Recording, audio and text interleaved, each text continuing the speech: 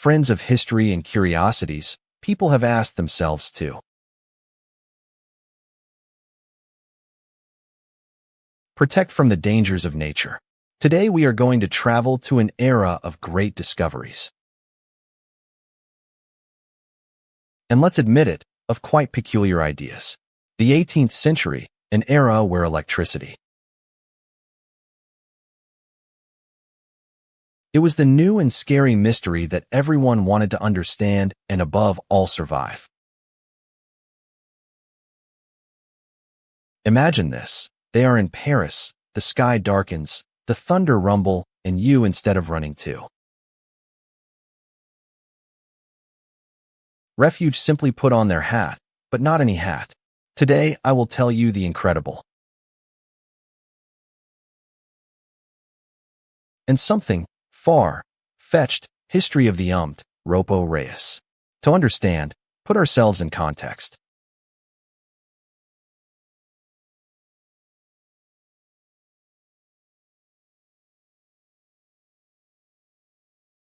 In the 18th century, people lived with a fear of rays. The churches' bells were white.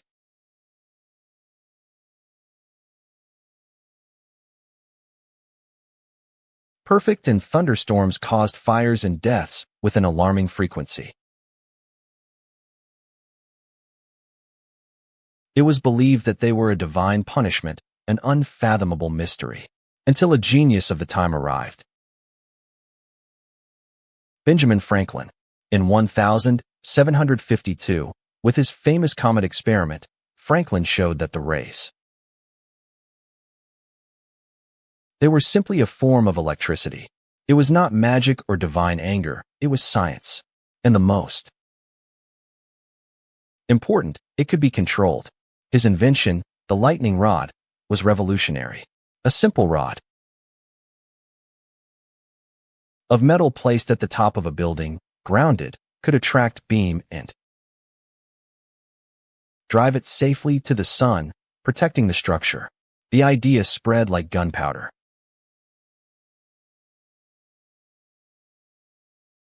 In America, the most important buildings began to install these salvadores. And the people? What happened if a storm caught you in the middle of the field, far from a building? Protected? People were still vulnerable. Panic to rays or astrophobia was very real. And where there is fear, friends, there is always an opportunity for innovation or for eccentricity. Here it is, where our story becomes truly fascinating. A doctor and physicist enter the scene.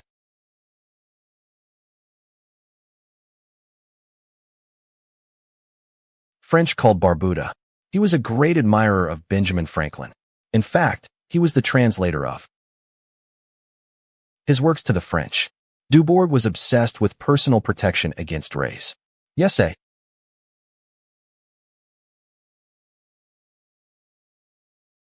building could have a lightning rod. Why not a person? And so, around 1778, he devised his great invention of the portative pertone, or portable lightning rods, which quickly adopted the shape of the famous hat.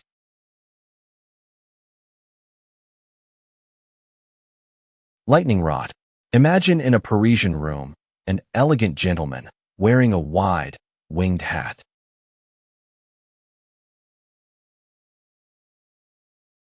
Very fashionable, but from the hat of the hat a metal rod of about 15 centimeters long. From this rod hangs a fine silver chain that falls from the wearer's back, touching the ground. The idea was simple. A ray was about to fall on you. It would be attracted to the metal rod of the hat. The electric shock would travel through the chain and dissipate harmlessly on the floor.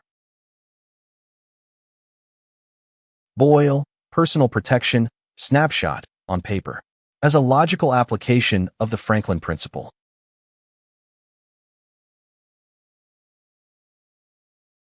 But in practice, well, let's say problematic details. The The first problem was obviously security.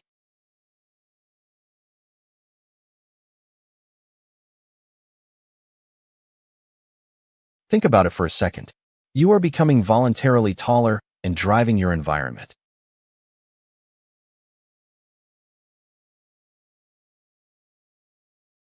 Instead of avoiding lightning, you are actively inviting him to hit you. The theory said the current would pass through the chain without touching you. But what happened if the chain broke? Or if it did not make good contact with the ground? Or if simply the enormous electric charge that your body was a more interesting path?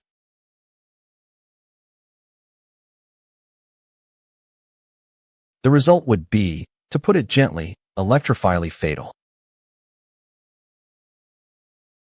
It was the Russian roulette with Mother Nature.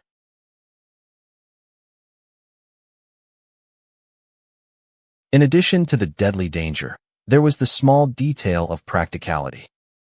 Imagine walking through the chain with a metal chain dragging on the ground. It would hook in everything to Singa Queens. The skirts of the ladies. It would be a complete social disaster. And let's not talk about aesthetics. Although some tried to make it go through a fashion, most people would probably look at you as if you were, well, a little crazy. Or was it worth a walking telegraph post just because of a remote possibility of being a ray?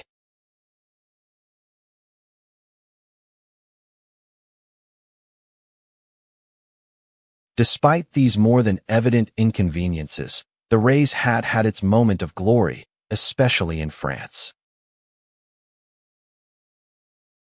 It became a kind of fashion curiosity, a topic of conversation in intellectual and aristocratic circles. People were fascinated by science and electricity. And this hat was the maximum expression of that fascination. It was a symbol of being modern, of believing in the progress and the power of human reason over the forces of nature. Even if that belief was absurd. They existed, it was applied to men's hats.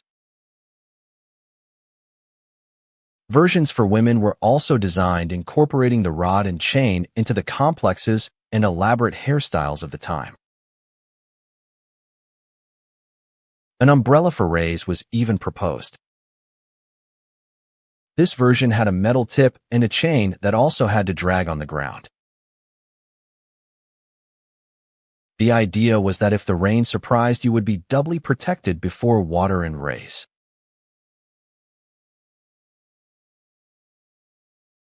Of course, the small detail is that the umbrellas of that time had a metal frame. So holding one in a storm was already a bad idea. Adding one for lightning was bringing recklessness to a completely new level.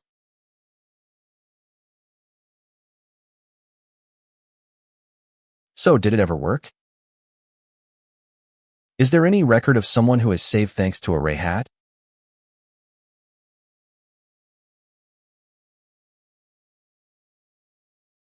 The short answer is no. There is no documented evidence that the hat will save anyone. And, fortunately, there are also no confirmed records that someone died using it.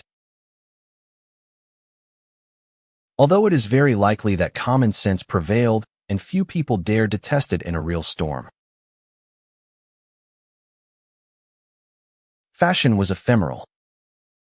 As the novelty disappeared, and people began to think more critically about the idea of deliberately attracting ray to their heads.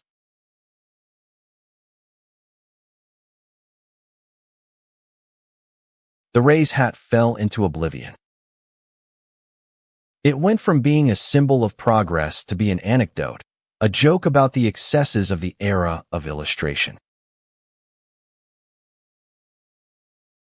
It became a perfect example of how the enthusiasm for a new technology can sometimes cloud the most basic judgment.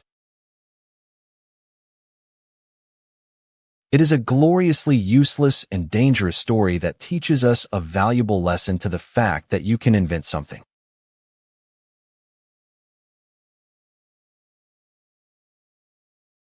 It doesn't mean you should do it. Science is powerful, but applying it without a dose of common sense can have shocking consequences.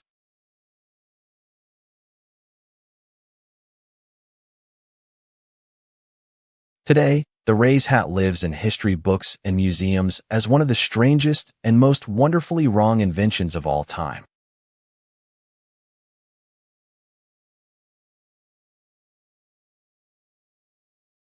It reminds us of a time when humanity, with new knowledge, felt able to tame any aspect of nature, however dangerous it was.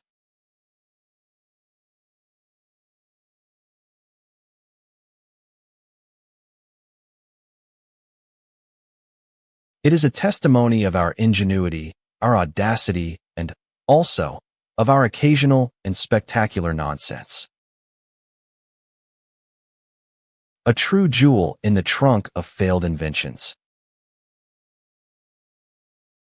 So the next time they see a thunderstorm from the safety of their home to those brave or foolish Parisians of the 18th century.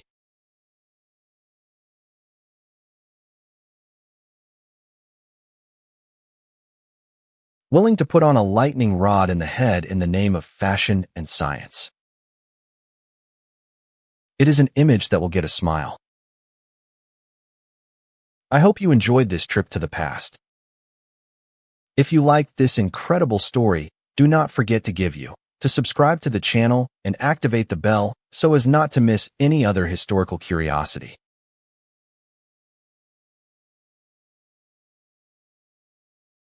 Thanks for accompanying me and see you in the next video.